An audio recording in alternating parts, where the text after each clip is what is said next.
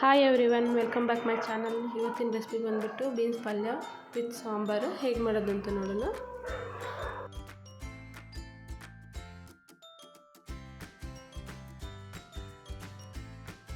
ನಾನು ಬೀನ್ಸ್ ಇದ್ರೆ ಸಣ್ಣ ಕಟ್ ಮಾಡಿಕೊಂಡು ವಾಶ್ ಮಾಡಿಕೊಂಡು ಇಟ್ಕೊಂಡಿದ್ದೀನಿ.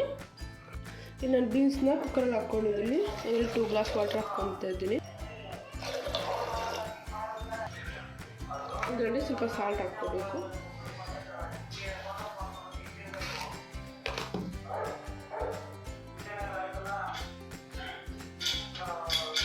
ಕ್ಲೋಸ್ ಮಾಡಿ 3 ವಿಸಿಲ್ಸ್ ಬಂದಮೇಲೆ ಸ್ಟವ್ ಆಫ್ ಮಾಡ್ಕೋಬೇಕು. ಅಲ್ಲಿ ನಾನು ಮಸಾಲೆಗೆ ಫ್ರೈ ಮಾಡ್ಕೊಂಡು ಇಟ್ಕೊಂಡಿದ್ದೀನಿ. Onion, tomato, red chilli, green chilli, coriander, pepper, ಜೀರಿಗೆ, ಗಾರ್ಲಿಕ್, ಕೊರಿಯಂಡರ್ ಲೀವ್ಸು ಮತ್ತು ಕೊಕೊನೆಟ್, ಇವೆಲ್ಲ ಸ್ವಲ್ಪ ಅರಿಶಿನ,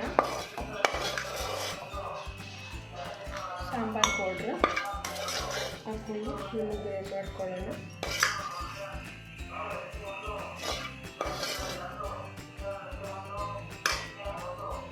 ಇದರಲ್ಲೇ ಸ್ವಲ್ಪ ಹುಣಸೆಕಾಯಿ ಹಾಕ್ಕೋಬೇಕು. ಹಾಕ್ಕೊಂಡು ಸ್ವಲ್ಪ ನೀರು ಹಾಕ್ಕೊಂಡು ಇನ್ನೂ ಗ್ರೈಂಡ್ ಮಾಡ್ಕೊಳ್ಬೇಕು. ಮಸಾಲೆ ಇನ್ನೂ ಗ್ರೈಂಡ್ ಮಾಡ್ಕೊಂಡು ಇಟ್ಕೊಂಡಿದ್ದೀವಿ. ಒಂದು ಸೈಡ್ ಇಟ್ಕೊಳ್ಳೋಣ. ಗ್ಯಾಸ್ ಎಲ್ಲ ನೀರಾದಮೇಲೆ ನೀರು ಓಪನ್ ಮಾಡಿಬಿಟ್ಟು ನೀರು ಸಪ್ರೇಟ್ ಮಾಡ್ಕೋಬೇಕು.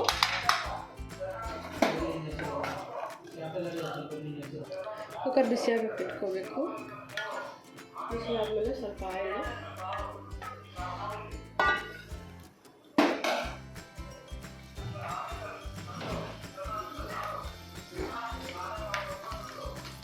ಆಯಿಲ್ ಬಿಸಿ ಆದಮೇಲೆ ಸಾಸಿವೆ,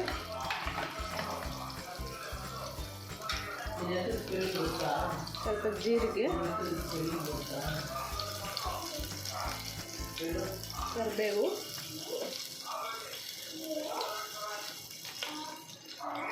ರೆಡ್ ಚಿಲ್ಲಿ,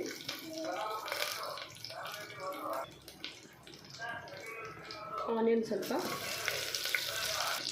ಜಜ್ಜಿರೋ ಗಾರ್ಲಿಕ್ಕು,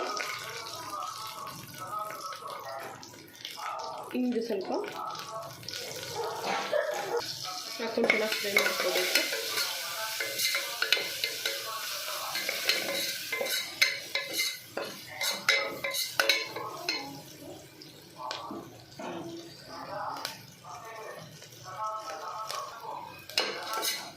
ಚೆನ್ನಾಗಿ ಫ್ರೈ ಆಗಿದೆ.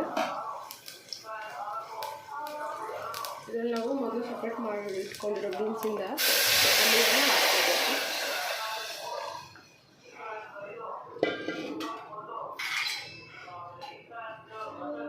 ನಾವು ಮೊದಲು ಮಸಾಲೆ ಬಿಟ್ಕೊಂಡಿರೋದು ಅದು ಆ್ಯಡ್ ಮಾಡ್ಕೋಬೇಕು. ಇದು ಸ್ವಲ್ಪ ಸಾಲ್ಟು ನಾವು ಮೊದಲೇ ಇದು ಬೀನ್ಸ್ ಪೇಸ್ಟ್ ಹಾಕ್ಕೊಂಡಿರ್ತೀವಿ, ನೋಡ್ಕೊಂಡು ಸ್ವಲ್ಪ ಹಾಕ್ಕೊಳ್ಳಿ.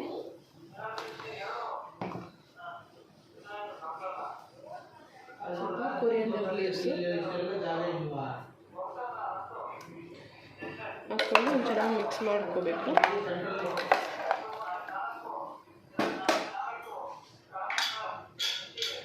ಲಿಡ್ ಕ್ಲೋಸ್ ಮಾಡಿಕೊಂಡು 2 ವಿಸಿಲ್ಸ್ ಬಂದಮೇಲೆ ಸ್ಟವ್ ಆಫ್ ಮಾಡ್ಕೊಂಬಿಡಿ.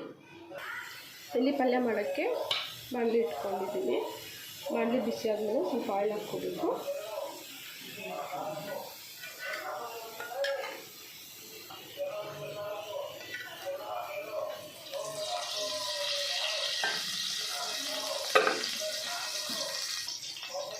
ಇದನ್ನು ಸ್ವಲ್ಪ ಸಾಸಿವೆ,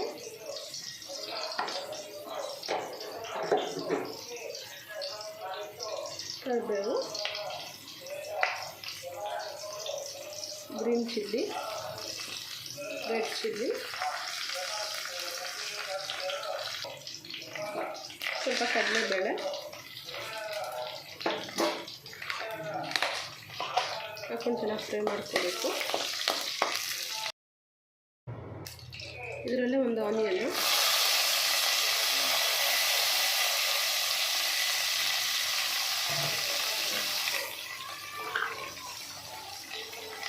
ಸಾಲ್ಟ್ ಸ್ವಲ್ಪ ಹಾಕ್ಕೊಂಡು ಚೆನ್ನಾಗಿ ಫ್ರೈ ಮಾಡ್ಕೊಬೇಕು.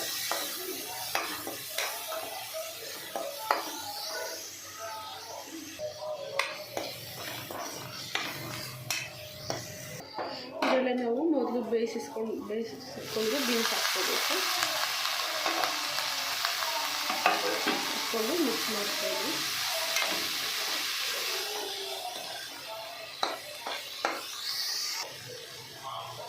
ಇದರಲ್ಲಿ ಸ್ವಲ್ಪ ಕೊರಿಯಂಡರ್ ಲೀವ್ಸು,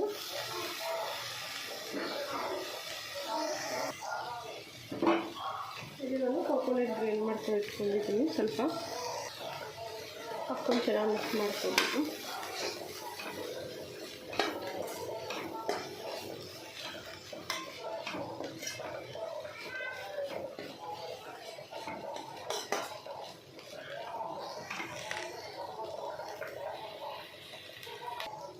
ಮಿಕ್ಸ್ ಮಾಡಿಕೊಂಡು ಸ್ಟವ್ ಆಫ್ ಮಾಡ್ಕೊಂಡಿದ್ದೀನಿ.